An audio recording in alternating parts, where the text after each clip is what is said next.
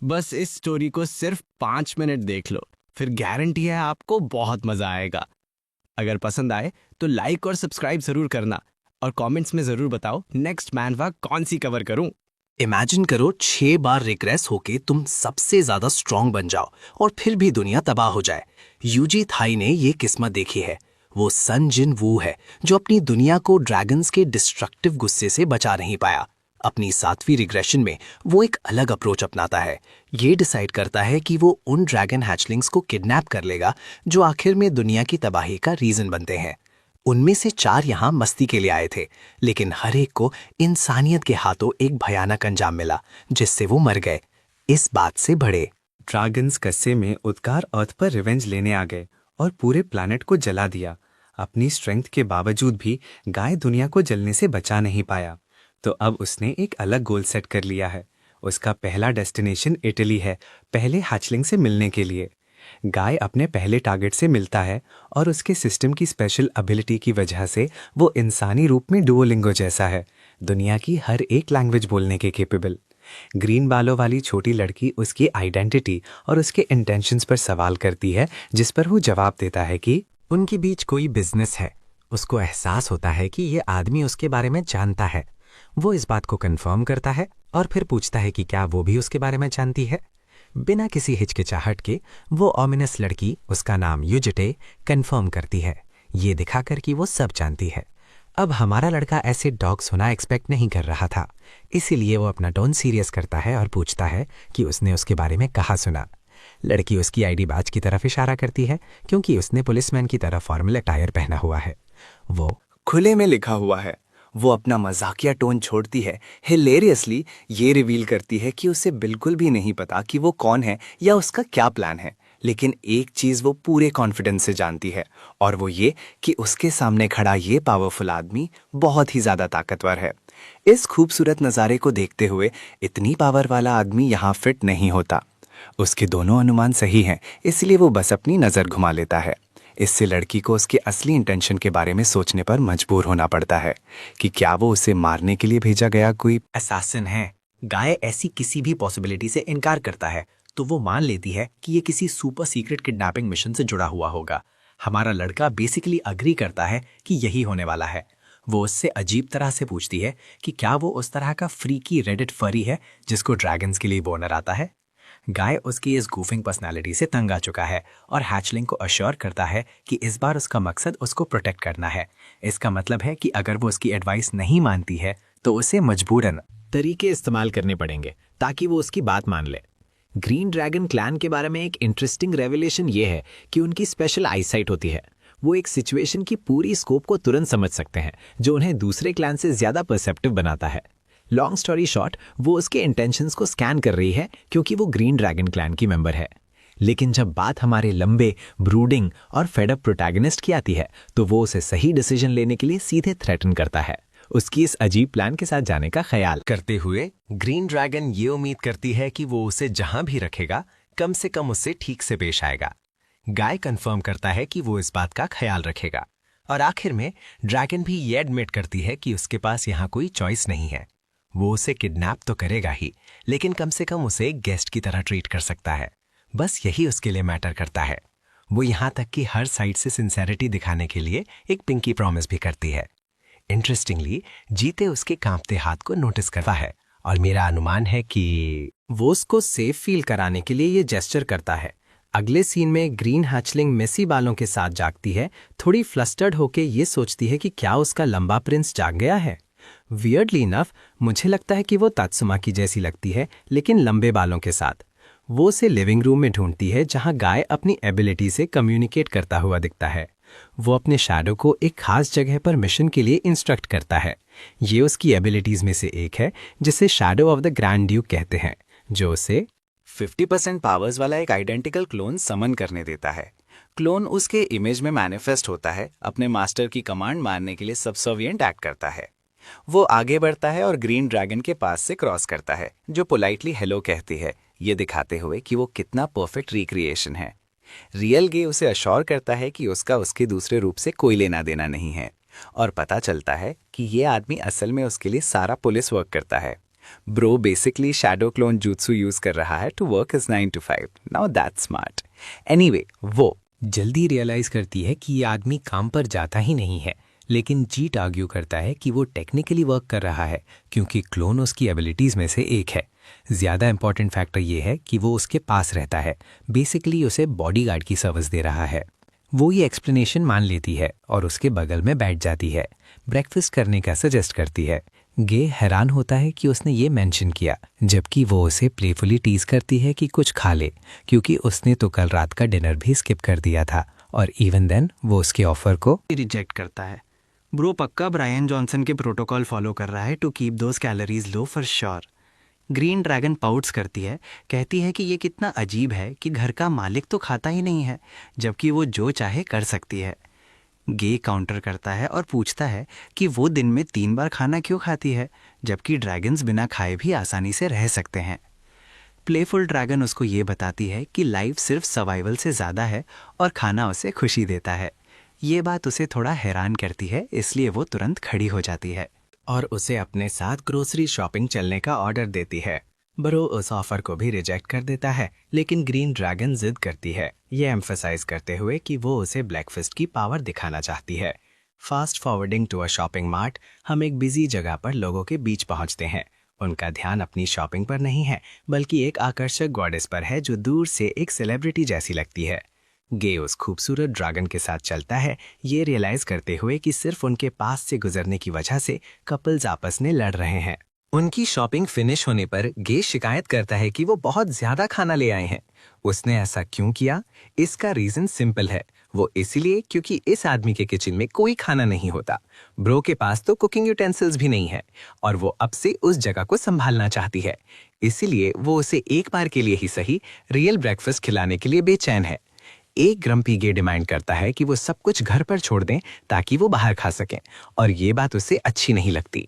पता चलता है कि उन्हें तुरंत कहीं जाना है, एक ऐसी जगह जहां उसे साथ आना जरूरी है। वो ये भी सोचता है कि अब ब्रेकफास्ट का टाइम निकल चुका है और इससे वो दुखी हो जाती है क्योंकि उसने काफी टाइम से शॉपिंग नहीं की थी। वो उसकी बात मानती है, पूछती है कि उन्हें कहाँ जाना है, जिसके जवाब में गाय बताता है कि उसके पास ठीक से रहने से पहले कुछ और चीजें हैं जो उसे चाहिए। उसने उसे कैचअप करने को कहा क्योंकि उनके पास बहुत काम है। अगले सीन में एक क्रीपी एगहेड पीडीएफ फाइल उस प्रिटी गर्ल पर घून कर रहा है। जीटी इस डमास को याद दिलाता है कि अपने काम पर फोकस करें, वरना वो अपनी बची हुई आंख भी खो देगा। नेक्स्ट वो रिसेप्शनिस्ट के पास जाकर अपने डॉक्यूमेंट्स लेते हैं। वो कुछ एक्सेसरीज भी ग्रैब करते हैं और थोड़ी देर बाद सिस्टम के साथ मेडल करते हैं।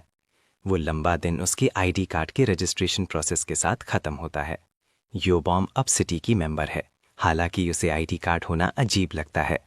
गीते ये समझ जाता है और पूछता है कि क्या उसके पास पहले कभी आईडी कार्ड नहीं था, जिस पर बॉम बताती है कि उसके नाम पर तो बैंक अकाउंट भी नहीं था। अपने दिमाग में ब्रो सोचता है कि ये ड्रैगन अब तक जिंदा कैसे रही। वैसे वो क्यूरियस है कि उसने उसका नाम बॉम क्यों रखा। असल में गाय ने इसे 4 सीजन्स में से कॉपी किया था, हर अलग ड्रैगन के लिए एक। उसे युवा बॉम नाम पसंद आता है, ये बताते हुए कि स्प्रिंग ही वो सीजन है जहां अर्थ पर लाइफ फ्लरिशेस करती है, इसलिए ये एक गॉर्जियस नाम है। इन सब के बावजूद वो उसे अब भी डरावना लगता है। अपनी आंखों की वजह से उसकी हर एक चीज उसे कह रही है कि इस आदमी से पंगा ना ले, क्योंकि अंजाम बहुत बुरा होगा। उसी वक्त बॉम का मानना है कि वो एक गुड पर्सन है, हालांकि वो सोचता है कि सिर्फ एक दिन मिलने के बाद उसका ये अजम्पशन ऑफ है। ग्रीन ड्रैगन आर्ग्यू करती है कि उसकी इंट्यूशन दुनिया के बाकी लोगों से कहीं ज्यादा शार्प है, इसीलिए रेडिएंट कॉन्फिडेंस के साथ वो स्वीटली पूछती है कि क्या वो उसे थोड़ा और देख सकती है। ये जय की प्रीवियस होपलेस एग्रेशंस की पर्सनल जर्नी में एक ट्रेमेंडस स्टेप है। वो पहले कभी उसे स्माइल नहीं करा पाया था। राइट नाउ उसकी आंखें भारी लगती हैं जब वो आसमान में देखता है। प्लेजेंटली ये एडमिट करता है कि चीजें ग्रेट स्टार्ट हुई हैं। लेकिन कहीं अफ्रीका कॉन्टिनेंट के एक वेस्टलैंड पर एक क्रिम्सन हेड ड्रैगन अपने अपोनेंट को टॉर्मेंट कर रही है। वो बॉल्ड हेड नेगेटिव आईक्यू वाला है, क्योंकि इस सिचुएशन में भी वो उसे रेज बेट करने की कोशिश करता है और बदले में उसका फेस स्मैश हो जाता है, जबकि वो इसके सफरिंग में बहुत खुश होती है। वो तो इस बात से भी डिसअपॉइंटेड है कि वो जल्दी मर गया, लेकिन नो मैटर, क्योंकि 199 बैटल्स में से इस मस्किटेयर ने हर एक जीती है, जिससे वो सोचती है कि उसका अगला अपोनेंट कौन होने वाला है। हमें अफ्रीका में क्या हो रहा है उसकी थोड़ी बैक स्टोरी मिलती है। एक टेररिस्ट ऑर्गेनाइजेशन बरकाता को डिमोनिक ह्यूमंस इस्तेमाल कर रहे हैं, जिन्होंने इस प्रोसेस में 400 सिविलियंस को मार दिया। एक रिपोर्ट अफ्रीकन विजिलेंटे की फाइंडिंग सजेस्ट करती है एक टीनेज लड़की, जिसे मीडिया नाइट हंटर नाम देता है, वो अकेले बरकाता का सामना कर रही है। जय ये पढ़ता है और रियलाइज करता है कि उसे बीच में आकर मेक अ मूव करना होगा। बॉम्ब दूसरे किचन से कॉल करती है, कहती है कि डिनर अब रेडी है। शायद वो कोई मिशेलिन स्टार टॉप टियर मील एक्सपेक्ट कर रहा था, लेकिन उसे एक फ्यूमिंग मेस मिलता है जो जेन्युइनली अनएपेटाइजिंग लग रहा है। ब्रो तो बस उसे देखकर ही बहुत डिप्रेस हो जाता है, जबकि वो प्योर गर्ल उसके इंप्रेशंस के बारे में क्यूरियसली पूछती है। उसने यूके विजिट के दौरान सार्डिन्स के यूज वाली एक डिश ढूंढी थी, इसीलिए उसने उसे राइस के साथ पेयर करने का सोचा, ये जानते हुए कि कोरियंस को ये पसंद है। ब्रो एक स्पूनफुल लेता है और उसकी सोल लिटरली इस डेड फिश को देख रही है जो अपनी तकलीफ से पुट आउट होने की भीख मांग रही है। ये अब खाना नहीं है, ये जहर है। जय टॉपिक स्विच करता है और रेड ड्रैगन को ग्रैब करने के अपने इंटेंशंस रिवील करता है। बॉम्ब पाउट्स करती है और सैडनेस रिफ्लेक्ट करती है, ये रिफ्लेक्ट करते हुए कि उसे ग्रैब करना रियल मेस होगा। वो ऐसी नहीं है जो अगर वो सिर्फ पूछे तो आसानी से साथ चली आएगी।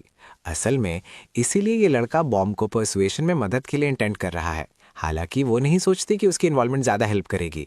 दोनों ड्रैगन्स अलग हाउसेस से हैं, इसीलिए ये थोड़ा ऑकवर्ड है। बाय द वे, ब्रो ने अभी तक इस कॉप्स जैसे खाने का एक बाइट भी नहीं लिया है।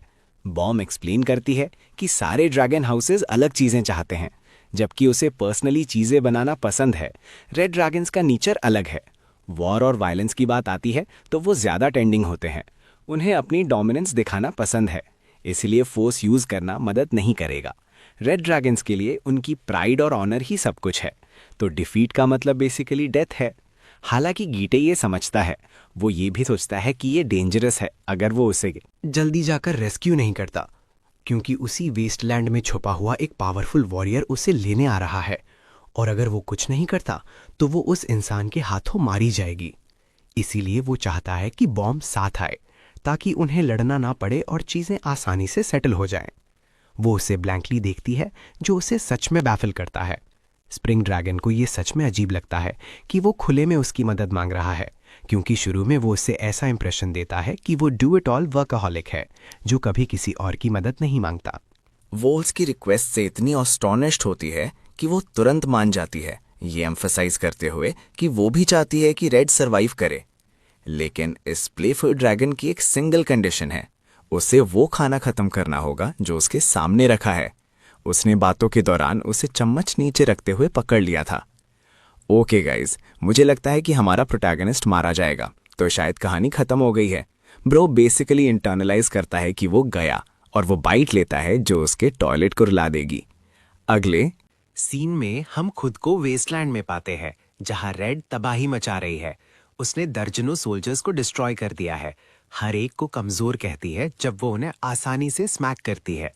वो सच में चाहती थी कि उसकी 200 बैटल बोरिंग से कुछ ज्यादा हो, इतना कि रेड दूसरे कॉन्टिनेंट मूव करने का सोचने लगी है, क्योंकि अफ्रीका में उससे लड़ने वाला कोई नहीं है। उसे याद आता है कि ग्रीन यूरोप में अच्छा कर रही है, और सोचती है कि क्या उसे उसके पास जाना चाहिए। 2 सोल्जर्स उस पर स्पाई कर रहे हैं, अपनी टीम के एलीट मेंबर्स होने के बावजूद वो अपने साथियों को एक सिंगल लड़की के हाथों मिटते हुए देखते हैं। इस पॉइंट पर वो लड़की कम और वॉर मशीन ज्यादा है। ये जानते हुए कि उनकी स्ट्रेंथ कम पड़ रही है, वो लोग डेस्परेट होकर अपने लीडर की उम्मीद से चिपके हुए हैं। इससे कोई फर्क नहीं पड़ता, क्योंकि रेड उन्हें विस्पर करते हुए पकड़ लेती है और उन पर जंप करती है। उनमें से एक उसे शूट करने की कोशिश करता है, लेकिन बहुत देर हो चुकी है, क्योंकि वो उसे काटने से बस इंचेस दूर है। अचानक ब्राइट येलो फ्लैशेस उसे डिस्ट्रैक्ट करती हैं। एक पल्सिंग येलो मैना रे फिर उसे पूरे रास्ते पीछे स्मैक करती है। रेड मुश्किल से उसे अपनी सोर्ड से ब्लॉक कर पाती है। सवाल करती है कि ये अटैक इतना स्ट्रांग क्यों है। वो अपनी ग्रिप स्ट्रांग करती है और मैना बीम को काटने के लिए अपनी ताकत लगाती है, उन सोल्जर्स को डराते हुए जो मुश्किल से बचे हैं।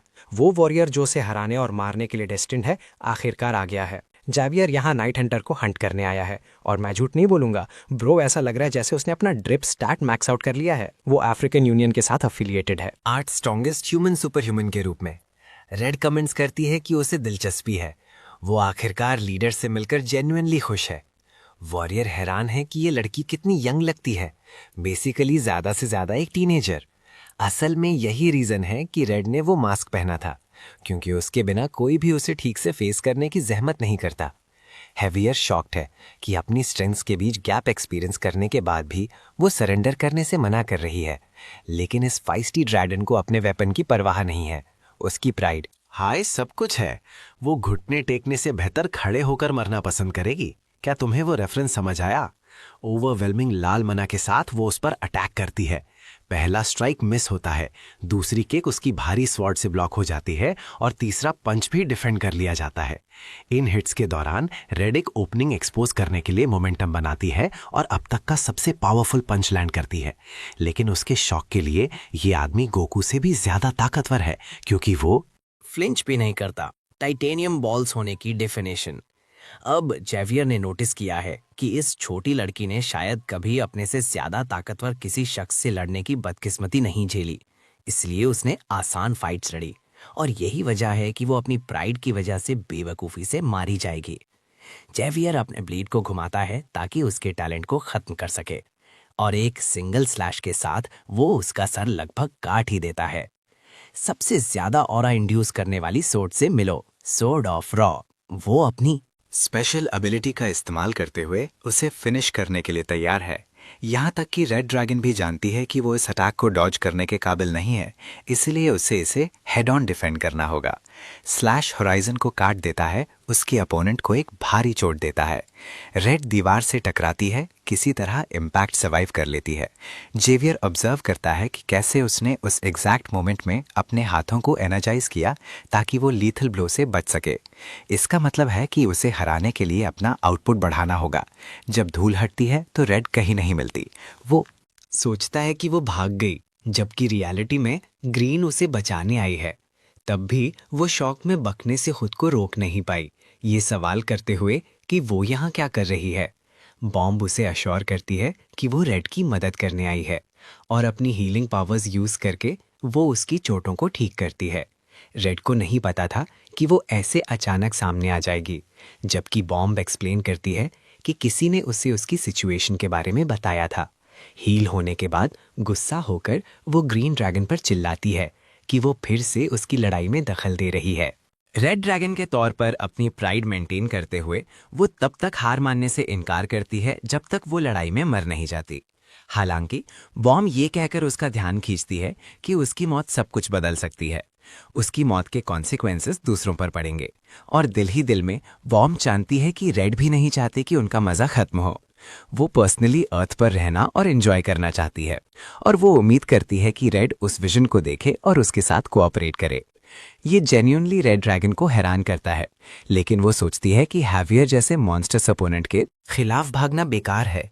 ग्रीन ड्रैगन उससे भरोसा दिलाती है कि उसके पास उसका आदमी है जो इसका ख्याल रखेगा। जिस तरह से उसने कहा वो अजीब है, लेकिन अल्टीमेटली मौत का सौदागर खुद बैटलफील्ड पर आ गया है। खावियर उसकी आइडेंटिटी पर सवाल उठाने के लिए इधर उधर देखता है। गे कोल्डली जवाब देता है, ये कहते हुए कि वो नरक तक उसका एस्कॉट है। सीन कट होता है और हमें येलो ड्रैगन से मिलाता है, जो ग्रीन की मौजूदगी को अपने ऊपर सेंस कर सकती है। एक्साइटेड होके छोटी सनशाइन सवाल करती है कि वो कौन है। तुरंत पहचान लेती है कि वो बुरा इंसान नहीं है। वापस दो ऑरा फार्मर्स की बैटल पर आते हैं। जावियर सोचता है कि इस आदमी का उस छोटी लड़की को भागने में मदद करना अजीब है। हेड ऑन लड़ने के बजाय जिट्टे वॉरियर को लड़ाई रोकने का एक मौका देता है। ये उसके लिए एक इंसल्ट है, जो गुस्से में हमारे लड़के के पास आता है कि ये बंदा अचानक कहीं से आ गया और उस पर हुक्म चला रहा है। वो सोचता है कि रेड ने हद पार कर दी है, लेकिन जिट्टे आर्ग्यू करता है कि उसने किसी को भी नहीं मारा। वॉरियर बहुत बुरा मानता है, लेकिन जिट्टे पर्सनल यूजू से अश्योर करता है कि वो लड़की को दूर ले जाएगा। उन्हें इस मामले को शांति से सुलझाने की अपील करता है। उसके ऑफर को रिजेक्ट करते हुए हैवियर अपनी तलवार पकड़ता है, राह की ताकत अपने ब्लेड में इकट्ठा करता है। जैसे ही वो सामने वाले आदमी को स्लैश करने वाला होता है, हैवियर एम्फसाइज करता है कि ये उनकी ऑर्गेनाइजेशन की टेरिटरी है। इन्वेस्टिगेटर्स में से एक होने के नाते वो उन दोनों को अरेस्ट करेगा।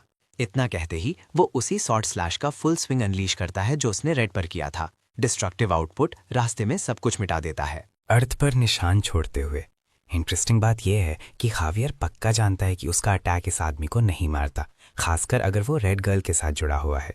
जिसकी बात करें तो जताई बेसिकली उसके साथ वो मेरे पीछे खड़ा है ना वाला कार्ड खेलता है। खावियर जानता है कि वो फंस गया है, जबकि मेरा बंदा सुपर ह्यूमन को याद दिलाता है कि वो सब में से सिर्फ 8वें रैंक पर है, बेसिकली उसे नीचे दिखा रहा है। खावियर फिर से अपनी तलवार निकालने की जल्दी करता है, ये सवाल करते हुए कि इस बंदे ने उसे स्पीड ब्लिट्स कैसे किया। लेकिन उसकी गोल्डन स्वॉर्ड का क्या फायदा अगर उसे चलाने के लिए उसके हाथ ही ना बचे। उसका हाथ एक सिंगल कट के साथ उड़ जाता है, जबकि अंधेरे का मालिक उसे सिर्फ एक बार याद दिलाने आता है कि वो इस लड़ाई को लेकर बहुत बड़ी गलती कर रहा है। फिर वो उसे अपनी ऑर्गेनाइजेशन को रिपोर्ट करने के लिए एक एलिबाई देता है। हैवियर रिपोर्ट करेगा कि लड़की ने उसे उससे ज्यादा ओवरवेल्म किया जितना वो संभाल सकता था, और फिर वो क्रीचर के अटैक्स का जवाब नहीं दे पाया, जिसके नतीजे में प्रोसेस में उसके दोनों हाथ कट गए, यहाँ तक कि उसकी आंखें भी, जिस वजह से टारगेट्स भाग गए। बाय द वे, इस बारे में सबसे क्रीपी और डरावना हिस्सा ये है कि गाइटे ने अभी तक सिर्फ एक हाथ काटा है। अपनी कहानी को फिट करने के लिए ये आदमी लिटरली अपनी एनर्जी ब्लेड हैवियर की आंखों के पास रखता है जब वो रहम की भीख मांगता है, और स्लैश उसकी दुनिया अंधेरी हो जाती है और वो फिर कभी अपना वेपन चलाना एक्सपीरियंस नहीं कर पाएगा। जय इतना आगे सिर्फ इसलिए गया क्योंकि वो जानता है कि ऑर्गेनाइजेशन के अंदर हीलिंग सुपर ह्यूमंस हैं, जो लिम्स और यहाँ तक कि आंखें भी रीजनरेट करने के काबिल हैं। लेकिन एक चीज जो वो ठीक नहीं कर सकते वो है डर की वो भारी मात्रा जो इस आदमी ने हैवियर के अंदर भर दी है। वो ट्रॉमा इस आदमी के साथ जिंदगी भर रहेगा। जीते ने अपने गोल्स को परफेक्टली सूट करने के लिए डर को अपना औजार बनाया। नेक्स्ट वो रेड बालों वाली ड्रैगन को घूरता है, जो ऐसी लगती है जैसे उसने अपनी आंखों के सामने भूत देख लिया हो। वही डर अब उसमें भी पैदा हो गया है, उसका दूसरा गोल हासिल करते हुए। रेड सोचती है कि ये इंसान के भेस में एक मॉन्स्टर है, लेकिन ग्रीन एक्सप्लेन करती है कि वो असल में बस एक आम आदमी है। रेड गाली देती है ये कहते हुए कि कंपैरिजन में वो एक बेवकूफ छिपकली से ज्यादा कुछ नहीं है।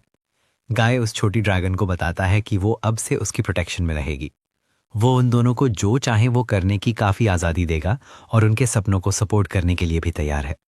लेकिन जिस पल उन्होंने उसकी प्रोटेक्शन छोड़ी, वो अपने तरीकों में रहमदिल नहीं होगा। तुरंत बॉम्ब बचाने आती है, दूसरी ड्रैगन को इस वक्त कुछ भी बेवकूफ़ी भरा बोलने से रोकती है। वो यहाँ तक कि हमारे लड़के को विंक करती है, ये जताने के लिए कि काम अच्छी तरह से हुआ। इस पल से आगे वो यॉरम को उसका नया नाम डिक्लेयर करता है, बाद में एक्सप्लेन करने के इरादे से। जब यॉरम अपनी दोस्त पर फ्रस्ट्रेशंस निकाल रही है, हमारा लड़का मेन बॉडी को सिचुएशन रिपोर्ट करता है। क्या तुम्हें समझ आया? इस पूरे वक्त ये आदमी उसका शैडो क्लोन था, असली चीज भी नहीं।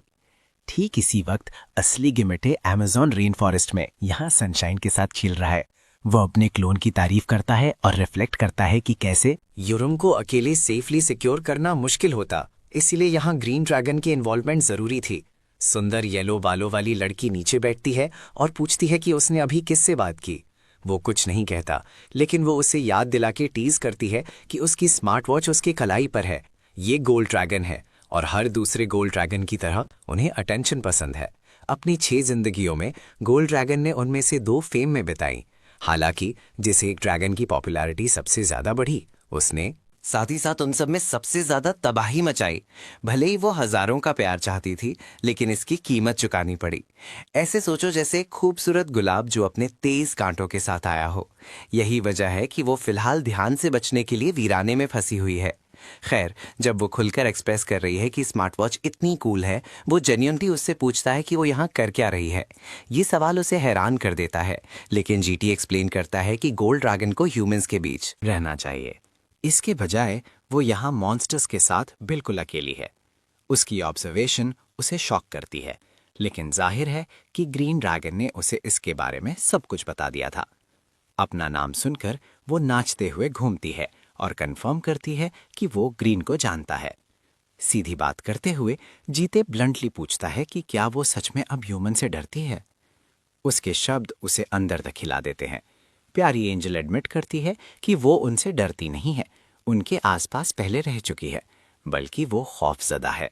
उनके बीच के अजीब लोग उसे शिकारी नजरों से देखते थे, यहाँ तक कि उसका पीछा भी करते थे।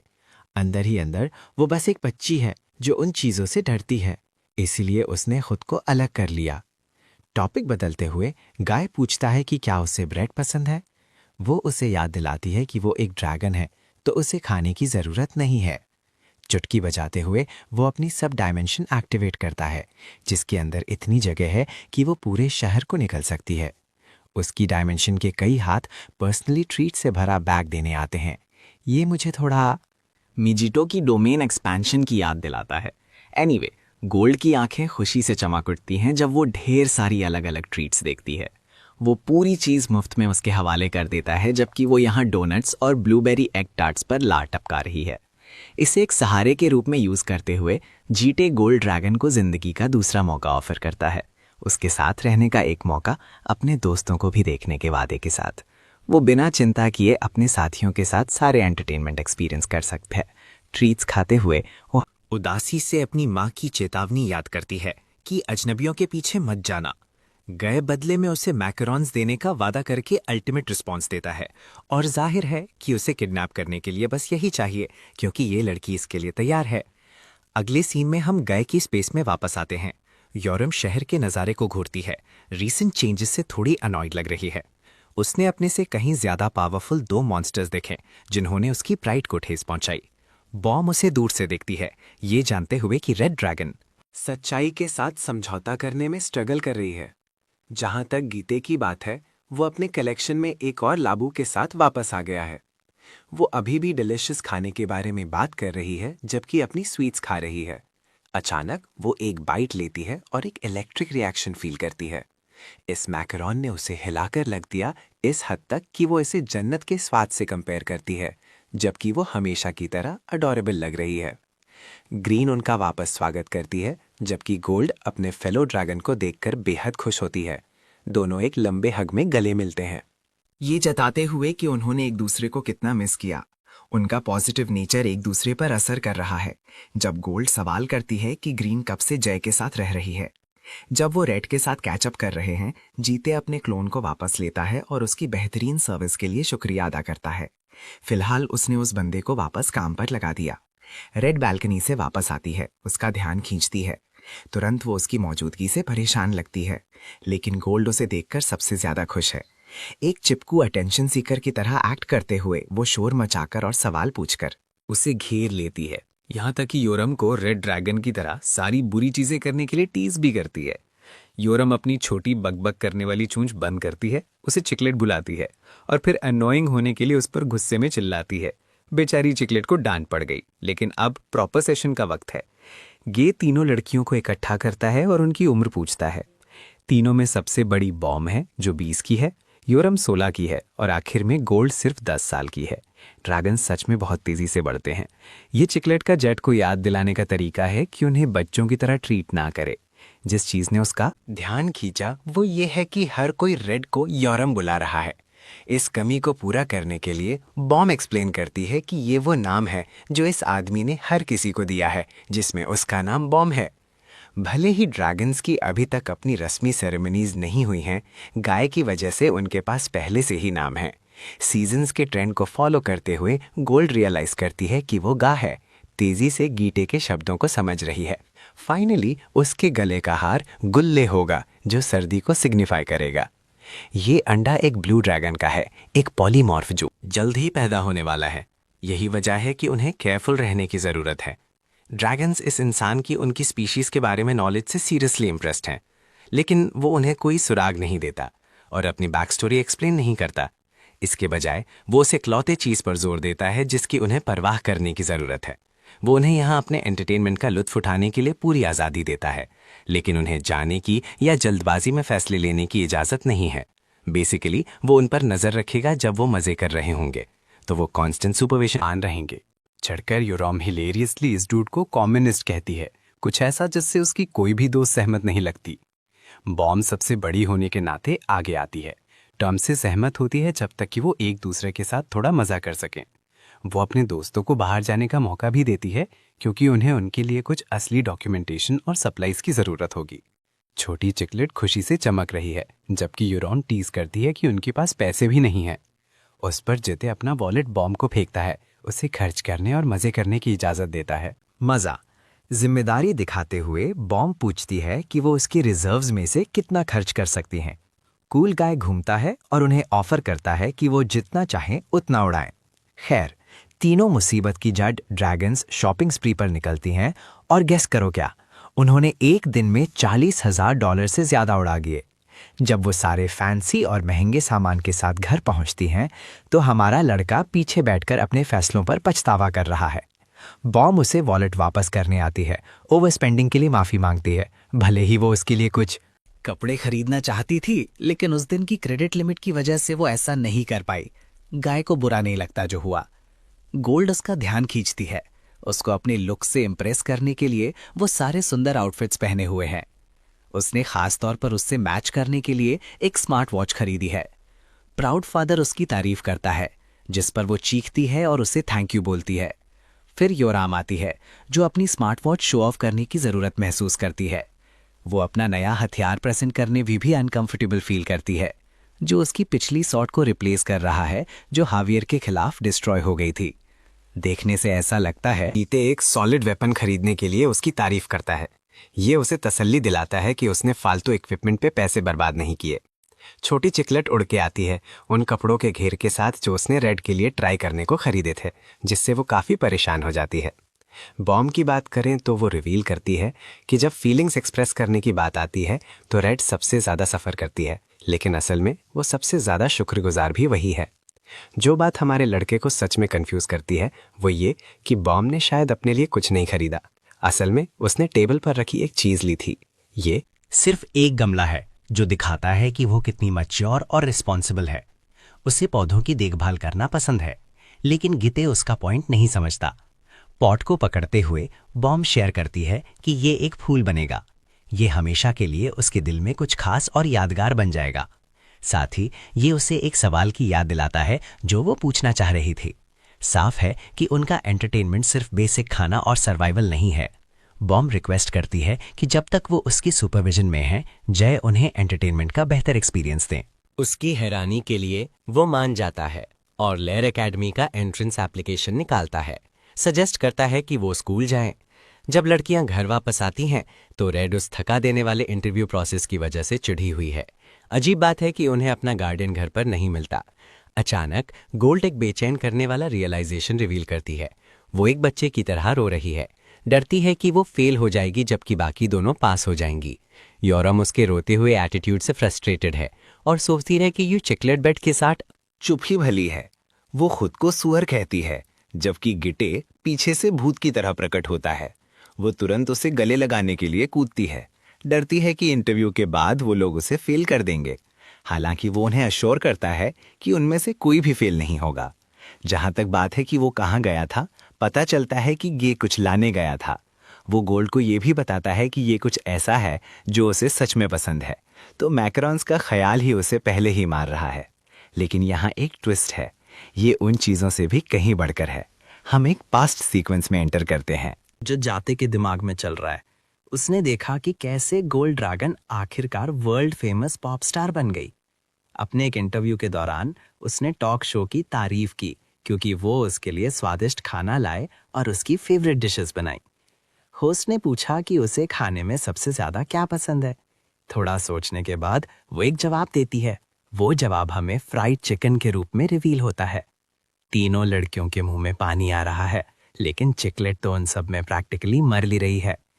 योरम को शक है क्योंकि उसने ये पहले कभी नहीं खाया। खैर, हमारा लड़का अपनी घड़ी पर एक बस सुनने के बाद खुद को दूर कर लेता है। बॉम्ब थोड़ी उदास है कि वो उनके साथ नहीं खाने वाला, जिस पर गिते एक्सप्लेन करता है कि वो अकेला ही ठीक है। वो अपना चार्म यूज करती है और जिद करती है कि वो उनके साथ खाए, लेकिन ये बंदा तब तक निकल चुका था। हमें पता चलता है कि जे को लेयर एकेडमी से कॉल आई है। वो लोग इंटरव्यू प्रोसेस के दौरान हुए एक इशू के सिलसिले में कांटेक्ट करने आए हैं। हैरानी की बात है कि बॉम्ब ने भी उसे इस बारे में नहीं बताया था। जो बात एडमिशन कमिटी को दंग कर देती है वो ये है कि यू बॉम ने इंटरव्यू प्रोसेस में परफेक्ट स्कोर हासिल किया। वो अपनी अप्रोच में इतनी एक्सीलेंट थी कि बाकी के इंटरव्यूअर्स दंग रह गए। यही वजह है कि वो उसे एंट्रेंस सेरेमनी लीड करने वाले कैंडिडेट बनने का मौका देना चाहते थे, एक ऐसा ऑफर जो सिर्फ उसके लिए रिजर्व था। असल में इंटरव्यूअर्स ने डायरेक्टली उसे ये अपॉर्चुनिटी दी। बस एक छोटी सी प्रॉब्लम थी, उस ग्रीन बालों वाली लड़की ने सीधे मना कर दिया, इसीलिए कॉल की गई। वो जताई को कांटेक्ट करके उसे कन्विंस करना चाहते थे ताकि वो ये शानदार मौका ले ले। हालांकि उसका गार्डियन होने के नाते ये आदमी उसे अपनी मर्जी से झुकाने से मना कर देता है। वो उसकी ख्वाहिशों का पालन करने में ठीक है और इसी नोट पर कॉल काट देता है। यूरुम उसे ढूंढती हुई बालकनी में आती है, ये जानते हुए कि कॉल ग्रीन के बारे में थी। गाय उसे अर्ज करता है कि वो उसे बॉम्ब बुलाए, भले ही यूरियम को ये एक बेवकूफ़ाना और अजीब नाम लगता है। वो उसका मजाक भी उड़ाती है, लेकिन जित्ते गुस्से में नहीं आता और सीधे उससे पूछता है कि क्या चल रहा है। इससे रेड एक गहरी सोच में पड़ जाती है, जो क्यूरियस है कि वो उन्हें अकेडमी क्यों भेज रहा है। जीते रिवील करता है कि ये उनके गोल्स अचीव करने का एक अच्छा तरीका है, लेकिन योरम को स्कूल की कोई परवाह नहीं है। उसे सिर्फ स्ट्रॉन्ग लोगों से लड़ने की परवाह है और सोचती है कि क्या अकेडमी में कुछ ऐसे लोग हैं। हमारा लड़का कंफर्म करता है कि दुनिया के एलिट्स को उस अकेडमी में ज्वाइन करना चाहिए, और भले ही वो बच्चे हैं, वो भी तो बच्ची ही है। चिढ़कर वो उसका सामना करती है, उसे एक प्रॉपर फाइट के लिए टॉन्ट करती है। रेड ड्रैगन पहले से जानती है कि वो एक मॉन्स्टर है, लेकिन वो ये जानने के लिए मरी जा रही है कि वो सच में कितना पावरफुल है। उसे फॉलो करवाने का एकमात्र तरीका यही है, अगर वो सच में उसे अपनी बेहिसाब ताकत की रिस्पेक्ट करवा सके।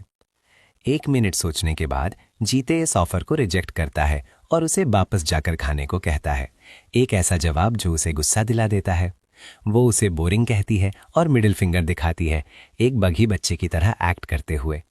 इसके बजाय छोटी चिकलेट आती है और उसके भड़कते गुस्से को शांत करने के लिए यमी चिकन का एक बाइट ऑफर करती है।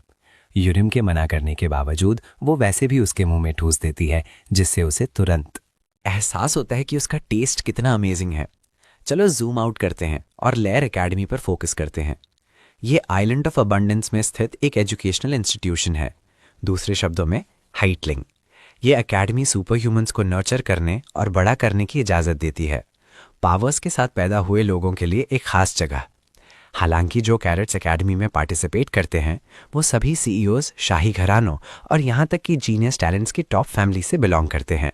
यही एक मुख्य कारण है कि एकेडमी को अक्सर सिर्फ एलीट की हायरार्की का सिस्टम रखने के लिए क्रिटिसिज्म मिलती है। खैर, गेल और बॉम एकेडमी में अपना पहला दिन बिताते हैं, जो उन्हें सच में कूल एक्सपीरियंस लगता है। गेल की अपनी फैन थियरी है कि उनका गार्डियन भी किसी तरह का ट्रस्ट फंड बेबी है, इसी वजह से उसने उन्हें वो पैसे खर्च करने दिए। लेकिन बॉम इतनी समझदार है कि वो जानती है कि ऐसी बात नहीं है। अच्छी बात यह है कि वो तीनों अंदर आ गए।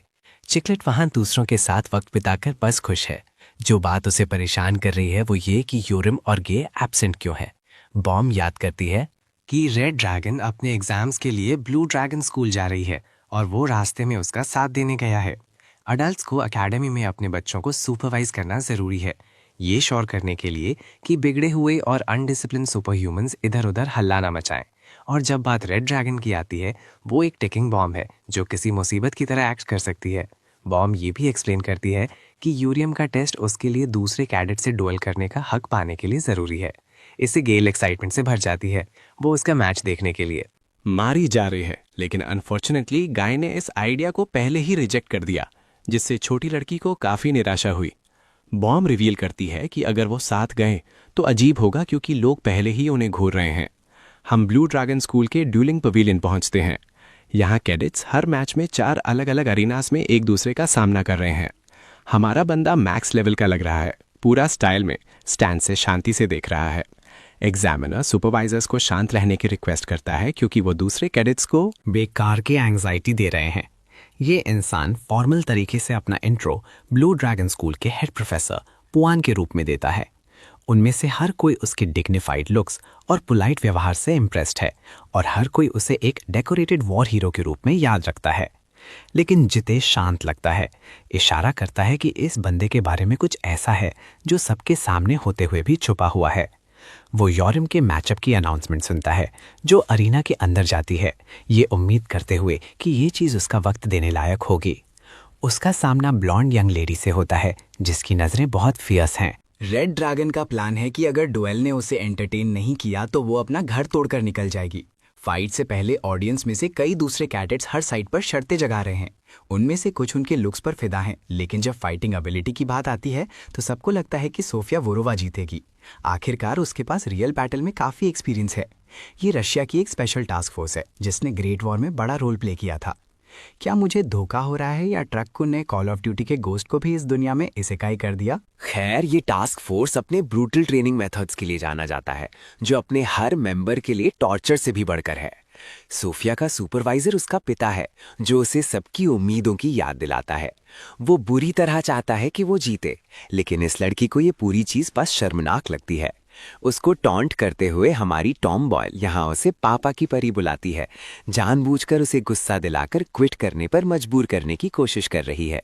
लेकिन ये बड़ी बातें उसके सामने खड़ी औरत को अफेक्ट करती नहीं दिख रही।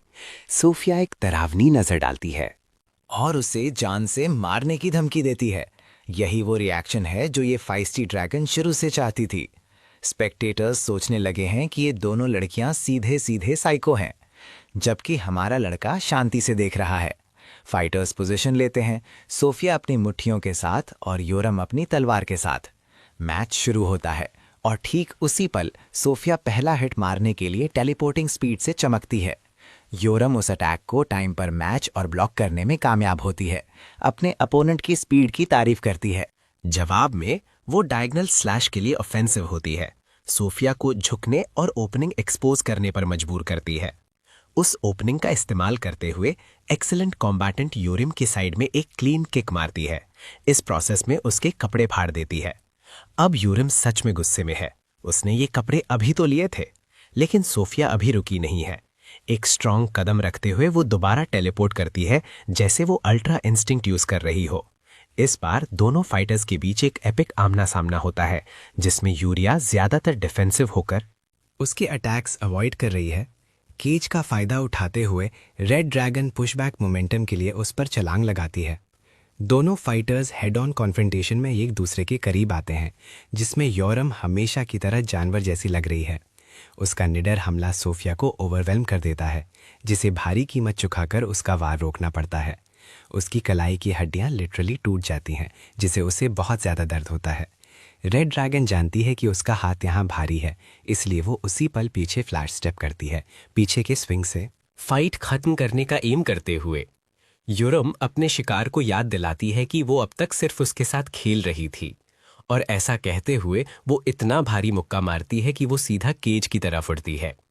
सोफिया खून की उल्टी करती है, इम्पैक्ट से बेहोश होने की हालत में पहुंच जाती है। मैच खत्म हो चुका है और रेड अपनी तलवार के साथ अपने ओपोनेंट पर हावी है। टिपिकल गेम लॉबी के ट्रैश टॉक को अपनाते हुए योरम बेसिकली उस पर जीजी इजी मूव पुल करती है।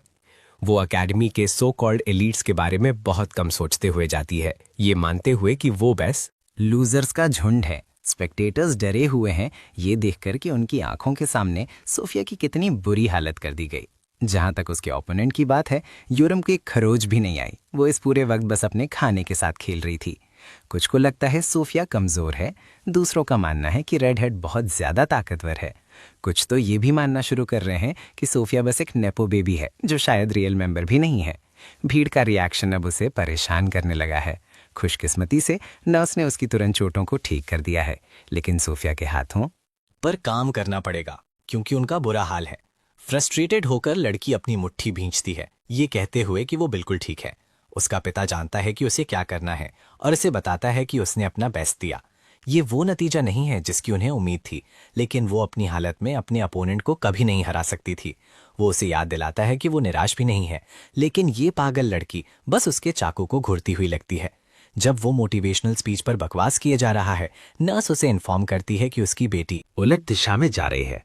सूफिया पगालू की तरह सोचती है कि मैच अभी खत्म नहीं हुआ, अपनी हार अनाउंस होने के बाद भी, और इस बार वो अपने वेपन में थोड़ा माना डालती है। यूरम जाने ही वाली होती है जब वो उसे पुकारती है और फुल स्पीड से आकर उसके पीठ में छुरा घोंप देती है। इस घटिया हरकत को देखते हुए जीटी बेअसर दिखता है। रेड ड्रैगन पर अचानक हमला किया गया, जबकि सोफिया उसे मारने का पूरा इरादा दिखा रही है।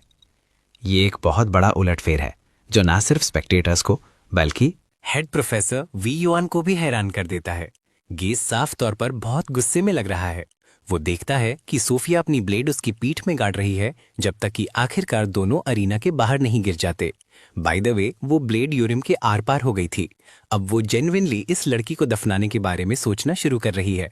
लेकिन बस यही नहीं, सोफिया फिर से ऑफेंसिव होती है, पूरे ब्लड लस्ट के साथ, उसे पंच करने का एम करते हुए। अपनी हालत में भी यूरिम उस हिट को डॉज करती है और उसके बेवकूफ बालों को पकड़कर पीछे खींचती है। इस बार यूरिम उसे मारने के मूड में है। पहला हिट लगता है, जो उस पागल ब्लॉन्ड का दिमाग हिला देता है। फिर ये एक कत्लेआम बन जाता है। यूरेम उसे लगातार मारती है, हर हिट के साथ खून निकालते हुए, जबकि स्पेक्टेटर्स डर में देख रहे हैं। उसका आखिरी हिट उसे स्टैंड्स में फेंक देता है। अब सूफिया की हालत खराब लग रही है। लड़की को यमचा की तरह खत्म कर दिया गया, लेकिन रेड ड्रैगन अभी रुकने नहीं वाली। वो अपनी पीठ से ब्लेड निकालती है और भी ज्यादा डरावने ब्लडलस्ट के साथ आगे बढ़ती है, ये एम्फसाइज करते हुए कि वो हिसाब बराबर करेगी। लेकिन जिस पल वो सूफिया को चाकू मारने वाली होती है, उसका चिंता करने वाला पिता उसे दूर भगाने के लिए बीच में आ जाता है। योराम डिमांड करती है कि उसे छोड़ा जाए, और तभी ये नरम head professor overlap space cast करने के लिए एक मजी को यूज करने का फैसला करता है। सोचो, बीच में आने के बजाय इतने लंबे समय तक इंतजार करना, कहेगा हेड प्रोफेसर। मजीज जल्दी से एक बैरियर स्पेस बनाते हैं जो योराम और सूफिया के पिता को अंदर घेर लेता है।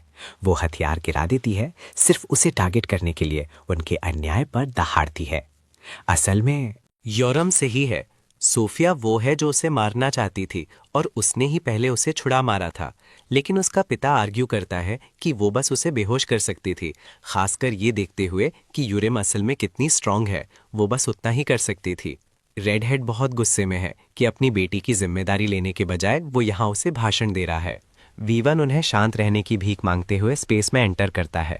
पहली बात, वो यूरेम को बताता है कि उन्होंने उसके गार्डियन को लाने के लिए किसी को भेजा है ताकि उसका तुरंत इलाज हो सके, भले ही वो हेड प्रोफेसर है। योरम उस पर चिल्लाती है कि वो सिचुएशन को कुछ ज्यादा ही शांति से ले रहा है।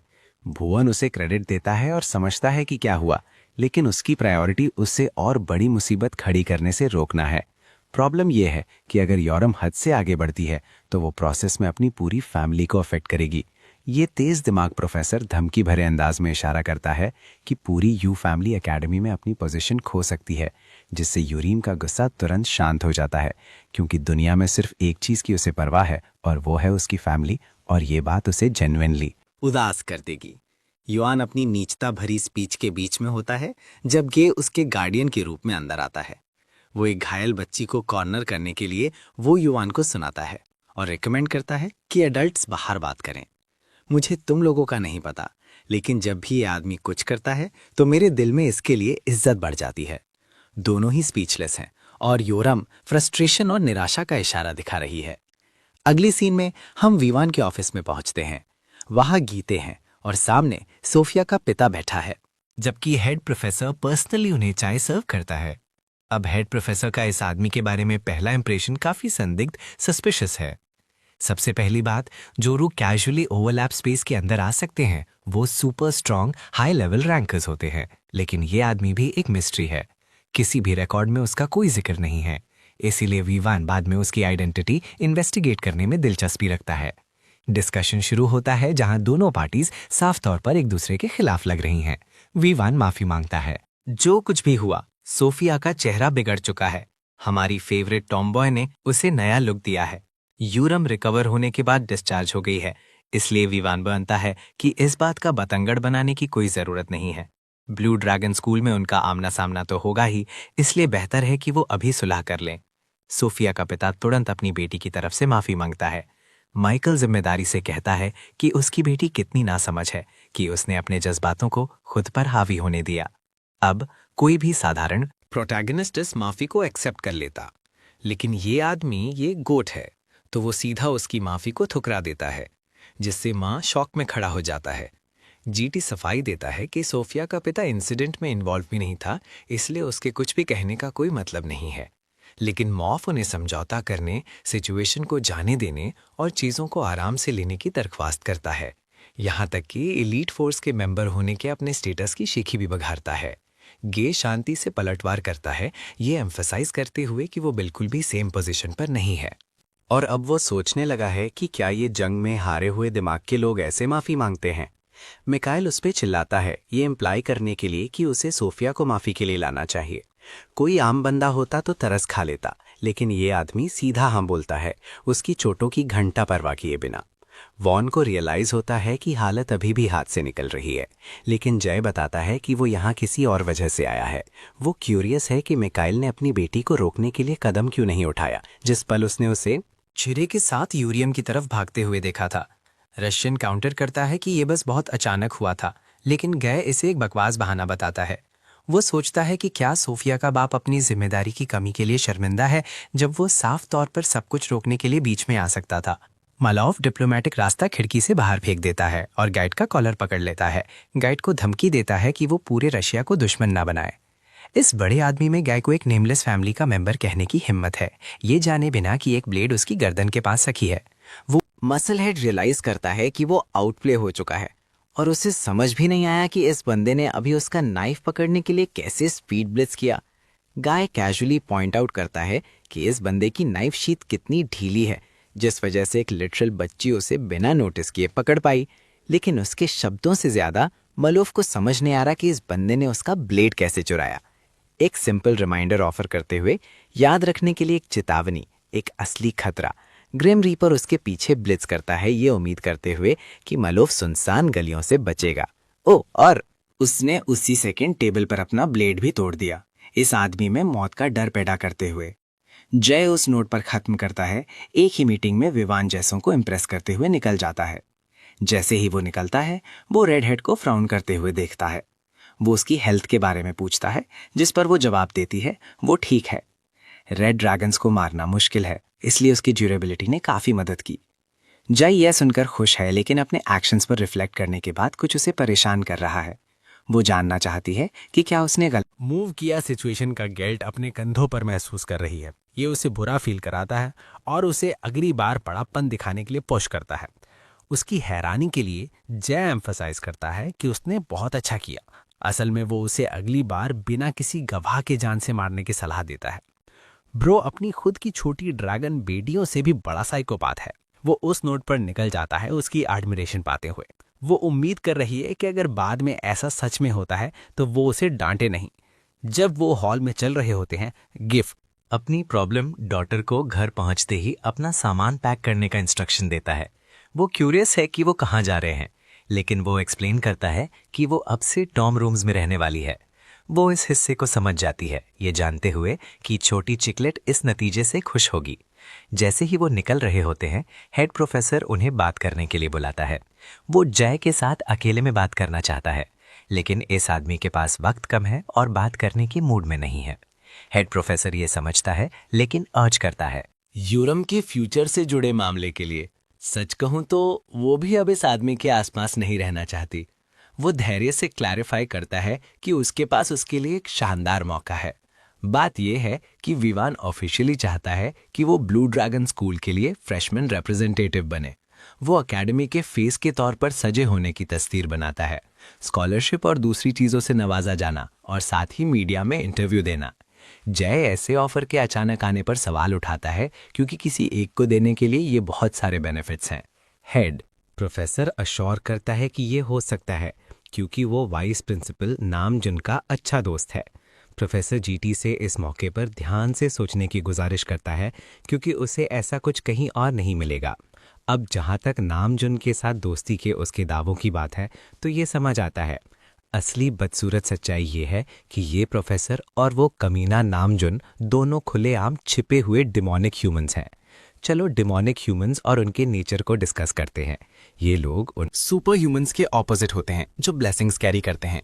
इसके बजाय उन्हें वॉइड से अपनी ताकत मिलती है, जिससे वो अंधा गुस्सा और दूसरे ह्यूमंस के खिलाफ बिना दिमाग के मारकाट में इंडल्ज होते हैं। वो हवस जैसे दूसरे पापों का भी इस्तेमाल करते हैं और सिर्फ डिमोनिक ह्यूमंस की वजह से ही दुनिया ने एक बड़ी त्रासदी देखी।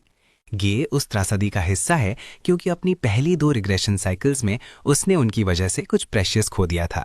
यही वजह है कि जय पर्सनली इस कमीने के खिलाफ इतनी नफरत रखता है कि उसका खून बहाने में बुरा नहीं मानेगा।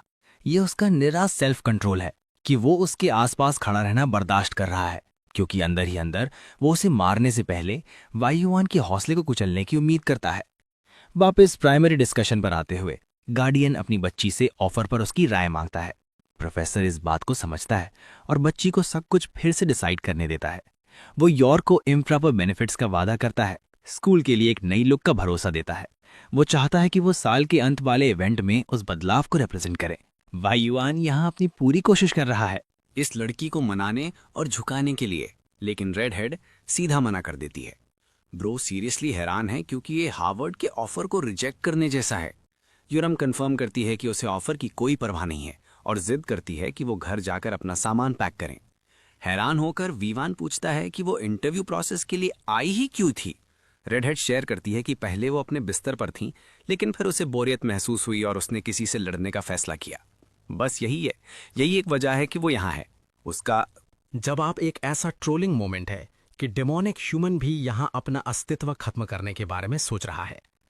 अचानक उसकी नजरें खिड़की की तरफ जाती हैं और वह उन्नम को नीचे देखने के लिए अर्ज करता है। वहां रिपोर्टर्स का झुंड खड़ा है जो मामले पर वीवान की राय सुनने का इंतजार कर रहा है। बेसिकली वही होगा जो उसकी किस्मत का फैसला करेगा।